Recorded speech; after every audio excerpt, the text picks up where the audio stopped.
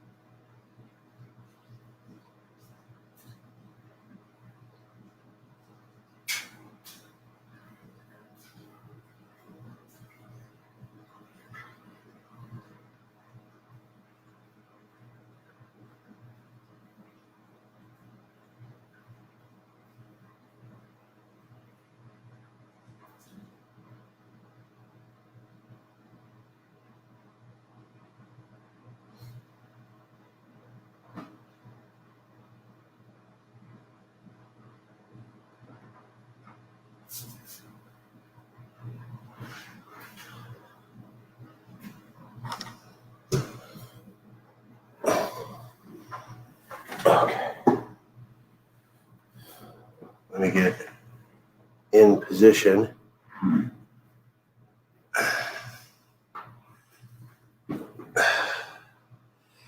Okay. Looking good.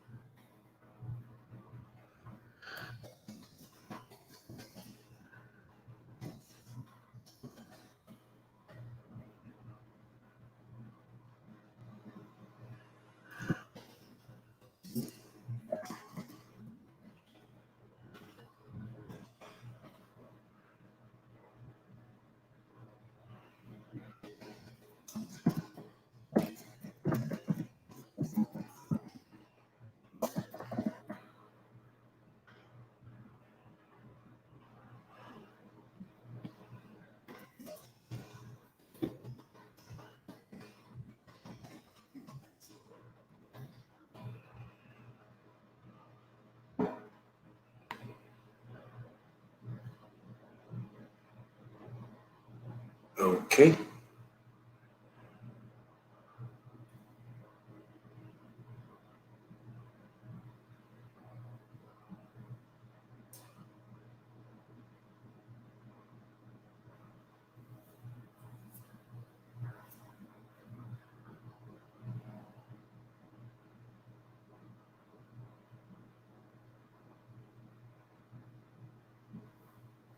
All right.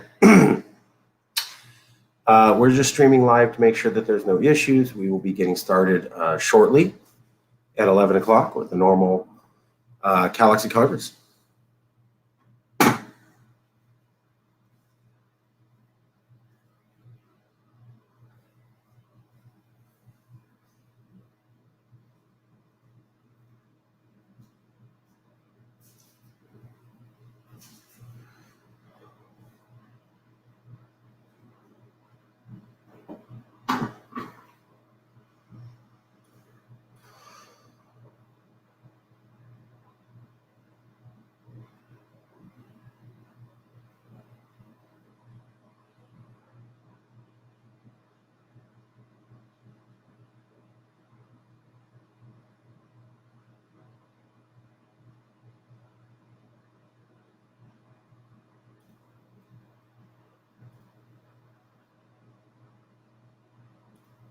Devil War, what do you mean by will be cybersecurity in California? That California would have cybersecurity if it was an independent country? California is at the forefront of protections for civil liberties on the cyber world.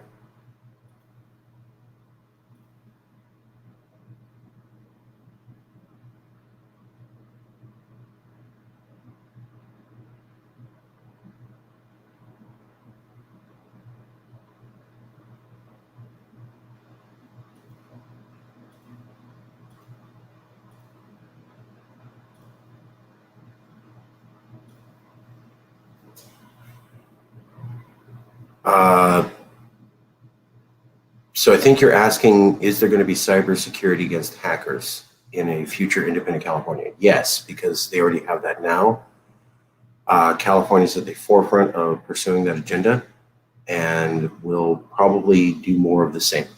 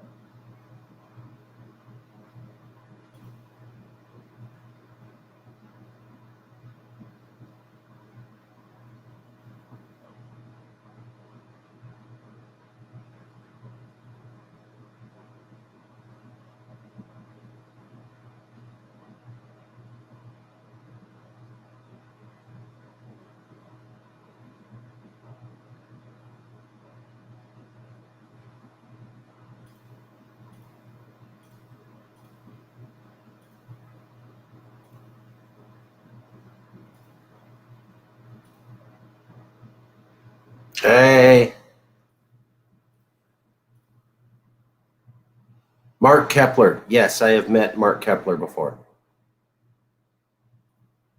Yes, Devil War. If California's at the forefront of cybersecurity and fighting hacking, and an independent California would even be more involved in cybersecurity. I believe the first committee ever on cybersecurity at the federal level was held at the request of Barack Obama with Silicon Valley. So the first time the federal government ever looked into like a cybersecurity stance, it was the president of America and mostly Silicon Valley people. And okay, Robert Stark, hey, how you doing? Okay, it's 11 o'clock. We're going to go ahead and get started. Great show, lots of important stuff. We'll get right to it. We have a recall debate at 1 o'clock. So we're going to start the meeting now. We'll go till 12:30 and we'll go from there.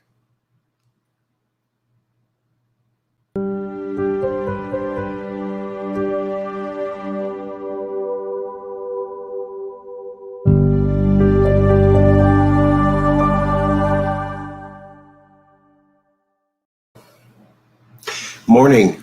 This is the Calexit Congress, the most important conversation anyone could be having if you're a Californian. Today, we're going to cover some recent events in the news and how they relate to what we're talking about. But let's get right to it. So the fact is that we are here because there's instability in America. And California already operates as a nation. And so the question becomes, after we saw 4 years of bad behavior from Donald Trump, what should we do in the future? Do we think about having an independent country? Do we not? Is it okay to plan on steps that we might have to take for the future? So we always like to show each week how things are happening that are relevant to what we're trying to get at. So for the first one, let me show you guys this.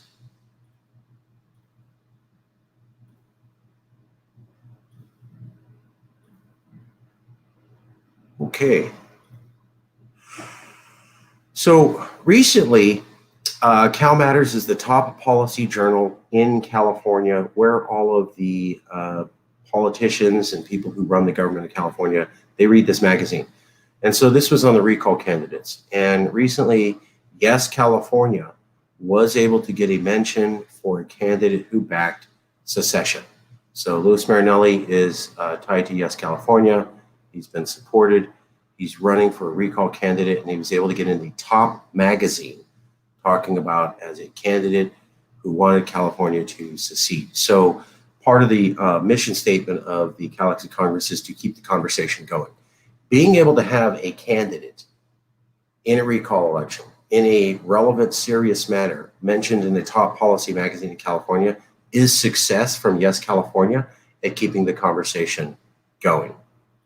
Additionally, Louis Marinelli was able to highlight the new rules that were created for the recall candidates. The news has not even covered this. There was a bunch of rules that came out Thursday, July 1st. Most of the news hasn't even gotten onto it. Yes, California was able to provide this article detailing the recall rules that many of the candidates are upset about and will be looking to before anyone else in the news, and was able to raise the profile again of Yes California amongst all the recall candidates, many of whom are Green Party candidates and Democrats, not just Republicans. Finally, Yes California was able to appear on screen with the Texas nationalist movement in New Hampshire. And this was historic. This is the president of the Texas nationalist movement. He's meeting with the president of Yes California. There's Yes California specifically identified. So that's the largest progressive and conservative Republican secessionist movements meeting for the first time ever. So very pivotal, a lot of success from Yes California. Now we get to, well, why are we still having this conversation? Well, because America isn't working like it used to. So we just showed you a lot of success from Yes California, getting the word out, keeping the conversation moving forward, and being the only group in California on the topic of California acting like a nation to do so. Now, why we're doing that? Well, because even with Joe Biden winning, there's not going to be unity in America. In fact, patriotism is going down. They did a lot of polls on patriotism for July 4th, and what they found is that the youth now have the lowest amount of patriotism ever So 36% of Gen Z respondents are neither more or less likely to buy a brand that uses patriotism. 32% of Gen Z people, 1/3, are actually less inclined to buy something if it has patriotism. And 30% are not influenced. Only 12% of Gen Z said that they were positively associated with the image of America to buy something. Now, this stands in contrast to 49% of Gen Xers, 50% of boomers, 42% of silent generation. So the youth right now, according to this Harris marketing poll, has the lowest association of patriotism in America, period, the youth. Significantly lower than any other age cohort. Also, there's this poll. They also did the same thing. Just generally, how proud are you to be patriotic? And they found that, again, the youth have the lowest amount of patriotism. Just 36% of young people are proud to be an American. So you're going to keep seeing this 36%.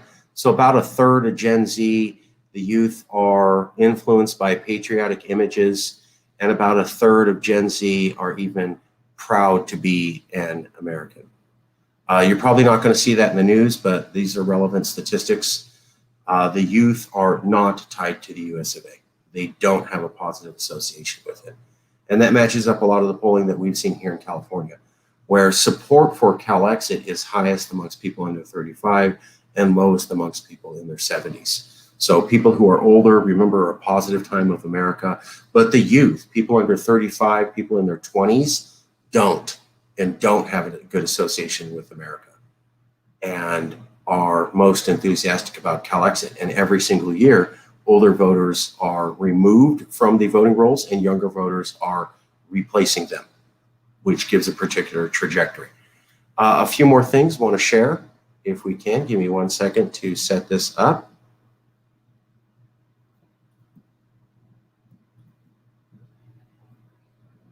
Okay.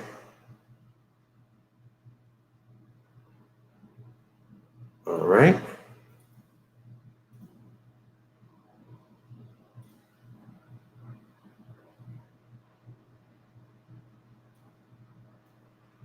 Okay.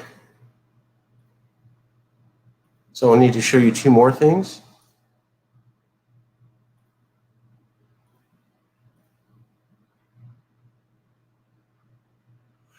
All right.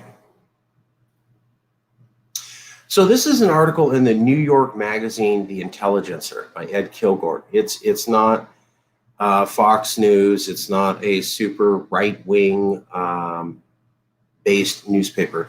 It's the New York magazine, The Intelligencer, and it's a reasonable mainstream sort of thing. Well, they just said it's time to recognize that the polarization in America is not fake. It's deep-seated. It's not superficial. It is an authentic reflection of divisions in our population, not an inventive of manipulative elites or the media. Embracing this fact is important. Avoiding legitimate forks in the road could lead the country into a wilderness of false promises and a failure to address significant problems, just as happened when we initially put off dealing with the issue of slavery.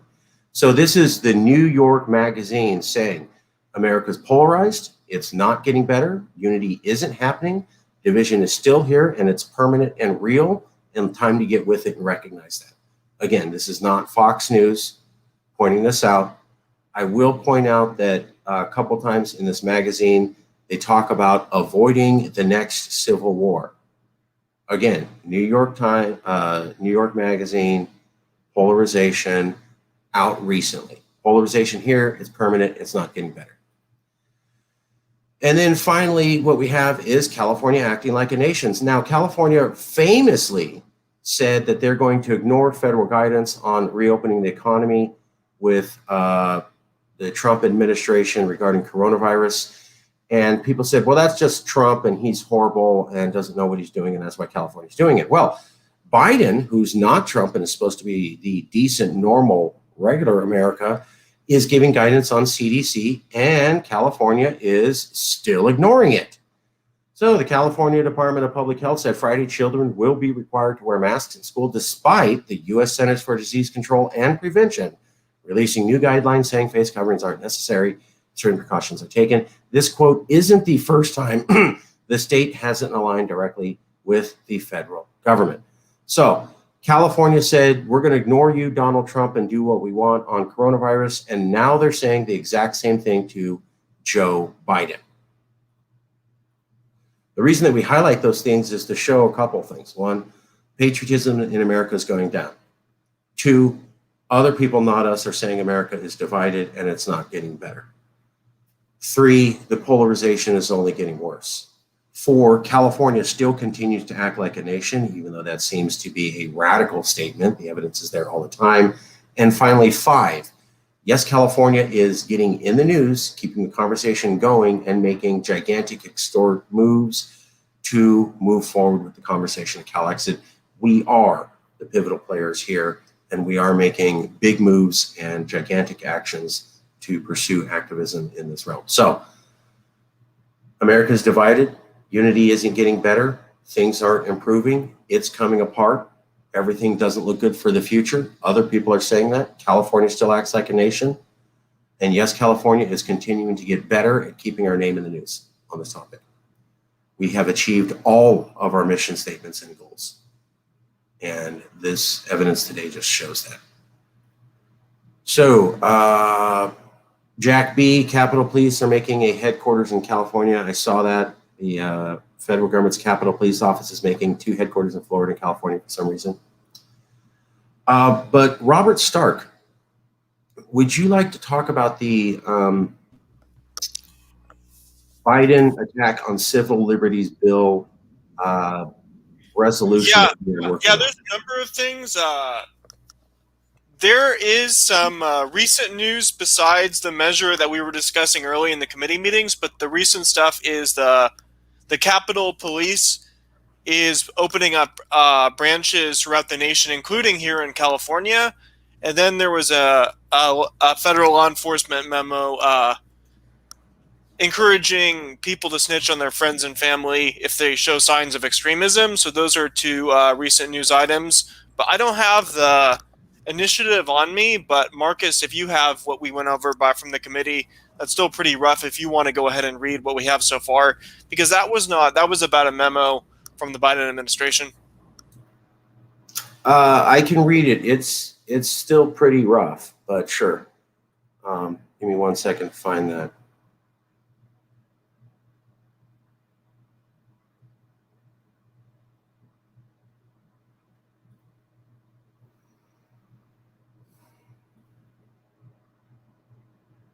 Okay, here we go.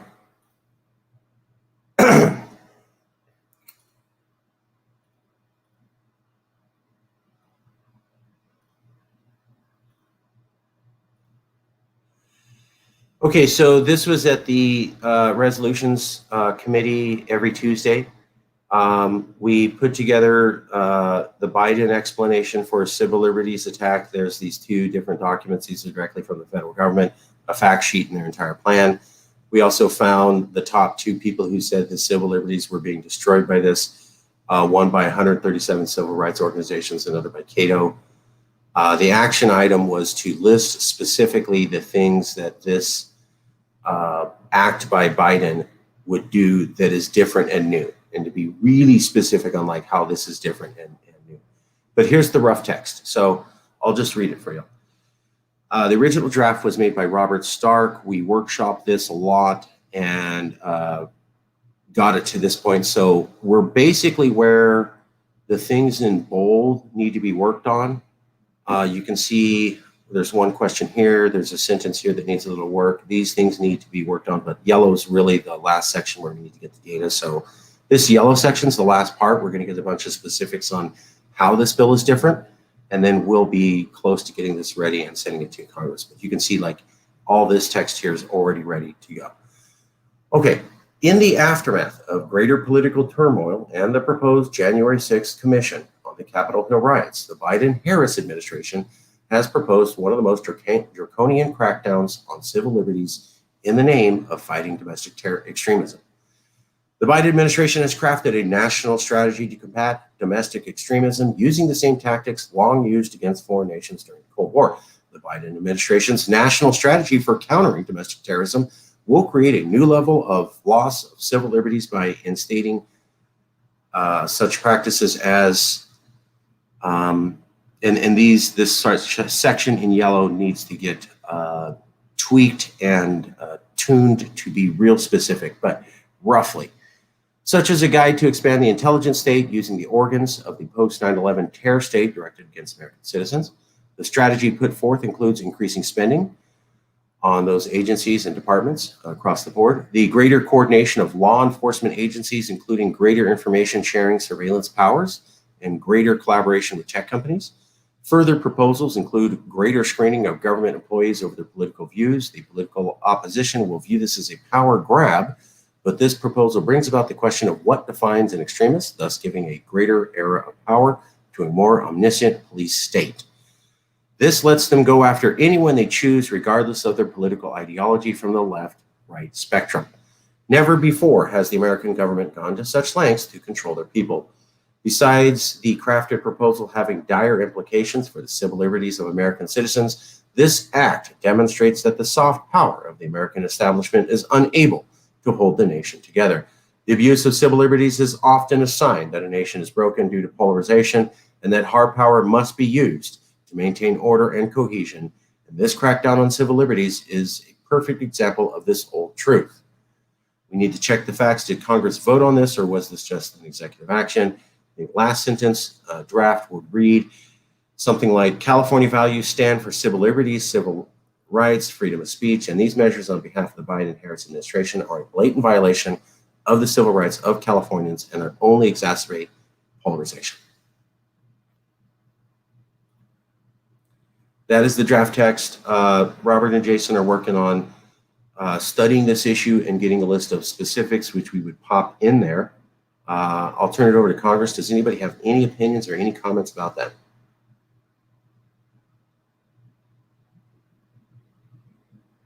Okay. Robert, any other comments?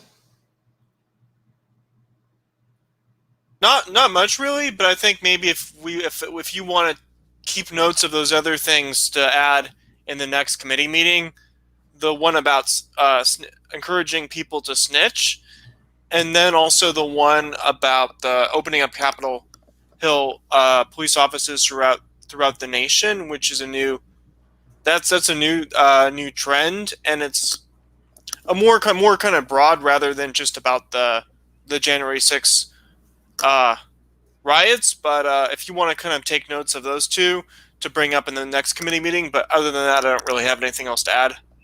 Okay, I will add that I don't exactly, I mean, yes, I'll take notes on that, absolutely. But this resolution on the domestic spying needs a specific list of things that are being done that are new. And I'm leaving that to the committee to do, because I am committed to finishing out the speeches of solidarity for the other nations. I made that commitment. I'm going to keep that. So I'm not going to, I'm trying to figure out a nice way to say this. I'm going to focus on the solidarity speeches. I'm going to leave it to you and Jason to flesh out the specifics of this text censorship thing before we move forward. I hope that's okay.